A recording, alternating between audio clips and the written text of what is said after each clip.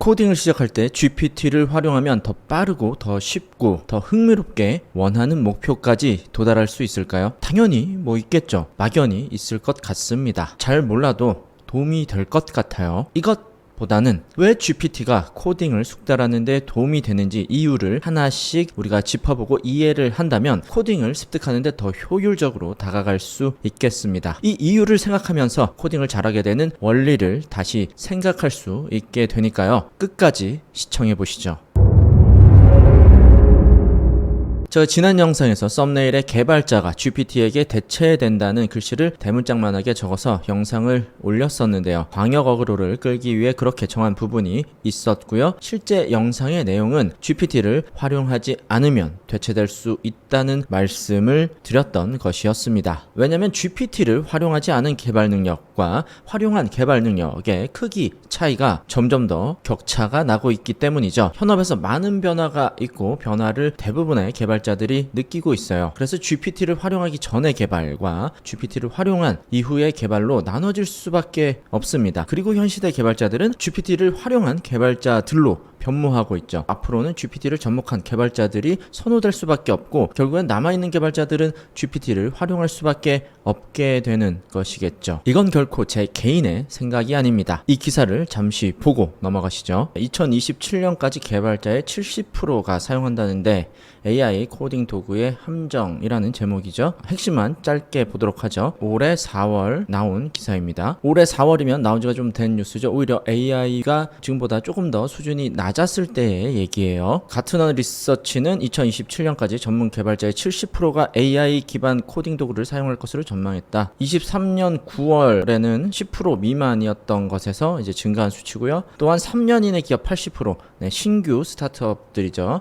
소프트웨어 엔지니어 툴체인의 AI 증강 테스트 도구를 통합할 것이며 이는 작년 초에 크게 증가한 수치라고 얘기를 하고 스타트업들이 AI 도구를 적극적으로 활용하고 있음을 알 수 있습니다. 자, 그럼 이걸 왜 쓸까요? 개발자 생산성 얼마나 올라갈까? 생산성을 올리기 위해서 AI 개발 툴을 사용하는 것이겠죠. AWS에서 조사한 결과 도구를 사용하지 않은 개발자보다 작업을 성공적으로 완료할 가능성이 27% 높았고요. 평균 57% 더 빨리 완료한 것으로 나타났다고 합니다. 더 빨리 더 성공적으로 완료할 수 있게 되는 것이죠. 이 결과에 따르면 결론적으로 AI의 서포트 없이 코딩을 하게 된다면 도태되는 게 맞습니다. 주의해야 될 부분, 제목에 나왔었던 함정이라는 부분은 아래쪽에 길게 나와 있는데 대략적으로 정리를 하자면 AI는 코드를 학습하고 코드를 재활용하는 부분이 나올 수밖에 없기 때문에 이 과정에서 과거의 오류 또는 보안 취약점 등의 문제가 드러날 수 있다는 것이죠. 매우 리스크한 상황이 나오지는 않으나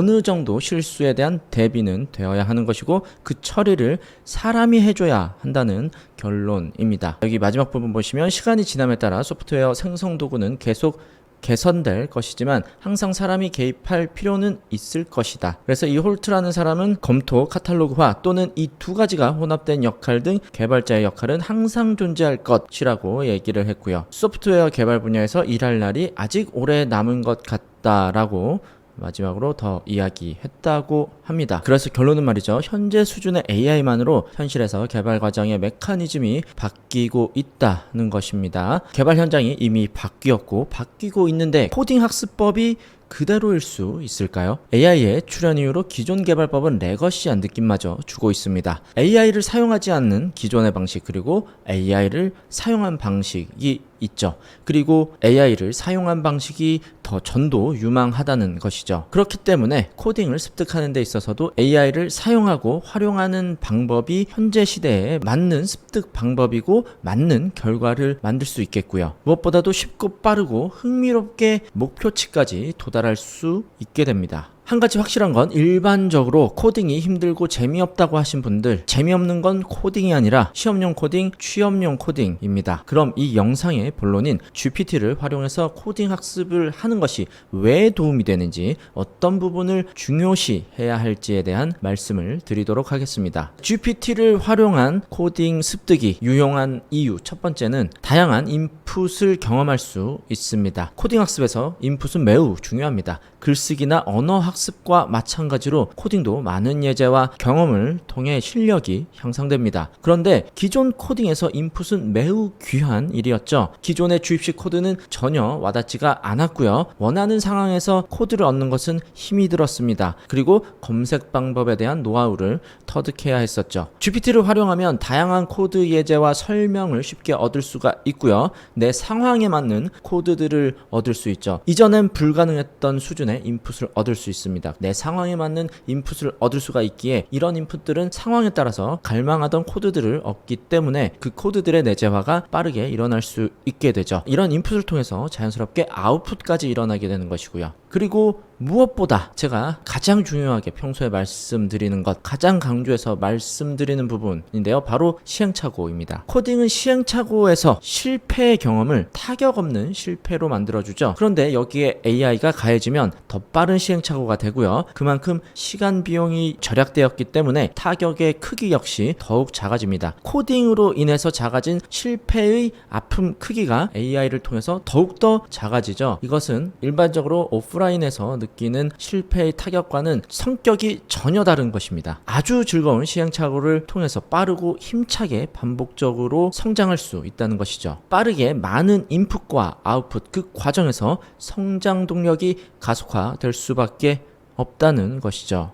두 번째, 능동적인 태도를 갖게 됩니다. GPT에 단순히 답을 요구하는 게 아니라 코드의 작동 원리나 특정 문제 해결 방법에 대해 생각을 하고 질문을 하게 됩니다. 코딩을 어느 정도 해보신 분들이 공통적으로 이야기하는 상황이 있는데요. 코딩을 하다가 문제에 동착을 하게 됩니다. 그 문제를 해결하기 위해서 누군가에게 또는 스택 오버플로우 같은 곳에 질문을 해야 했죠. 질문을 하기 위해 그 상황을 정리하다가 자동적으로 그 상황이 해결됐다는 그런 경험들을 공통적으로 개발자들이 했다는 것입니다. 오류에 빠지더라도 질문을 하기 위해 다시 한번 상황을 정리하고 질문을 만드는 과정에서 꼬여있던 문제의 매듭이 자동적으로 풀려버리는 경우들이 종종 있습니다. 이를 통해서 더 깊이 있는 이해도 얻을 수 있게 되죠. 자, 그런데 GPT는 맞춤형 질문 선생님이잖아요. 질문에 대한 풀 스토리를 준비하지 않더라도 AI는 참을성이 대단하죠. 어떤 얼토당토하는 질문을 던지더라도 그 질문에 질문이 꼬리를 물어서 가장 깊은 곳까지 들어가게 됩니다. 그러면서 이 전체 프로그램에 대해서 이야기를 할 수 있게 될 수 있죠. 이를 통해서 스스로도 전체 코드에 대해서 다시 한번 정리를 할 수 있게 되고요. 이와 같은 방식으로 우리가 의도치 않게 계속해서 자연적으로 실력이 향상될 수 있다는 것이죠.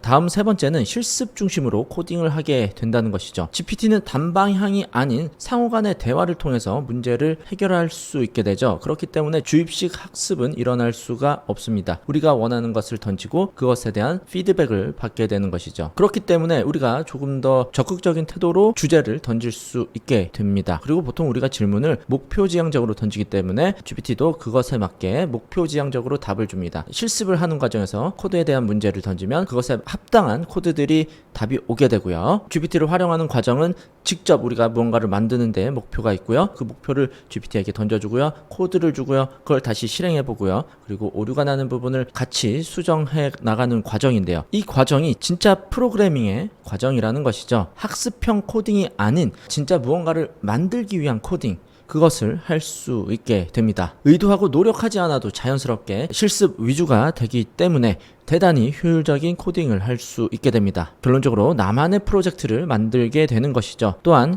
실제 개발 환경에서 문제 해결 능력을 기를 수 있게 됩니다. 자, 마지막으로는요, 코드 리뷰와 최적화 경험을 하게 되죠. 작성한 코드를 GPT에게 보여주고 리뷰를 요청합니다. GPT는 이미 우리가 작성하고 정상적으로 작동되는 코드더라도 그 코드에 대한 리뷰를 해줄 수 있죠. 코드 리뷰는 상당히 중요한 부분입니다. 같은 코드라도 비효율을 효율로 만들고 보안에 취약한 부분들을 강화할 수 있고요. 가독성이나 또 다양한 측면에서 개선할 수 있게 되죠. 사실 코딩이라는 것은 같은 것을 만들면서 더 나은 구조, 더 나은 코드로 만드는 부분이 굉장히 중요하고 그것이 실력, 내공에 직결되는 문제이기도 합니다. 동일한 기능을 수행하는데 더 효율적인 코드를 요청하고 그것을 찾아가면서 가장 좋은 코드가 어떤 것인가 습득이 되고 그것이 다음 프로젝트에 적용이 될 수 있기 때문에 그것이 진짜 실력이 될 수 있는 것이죠.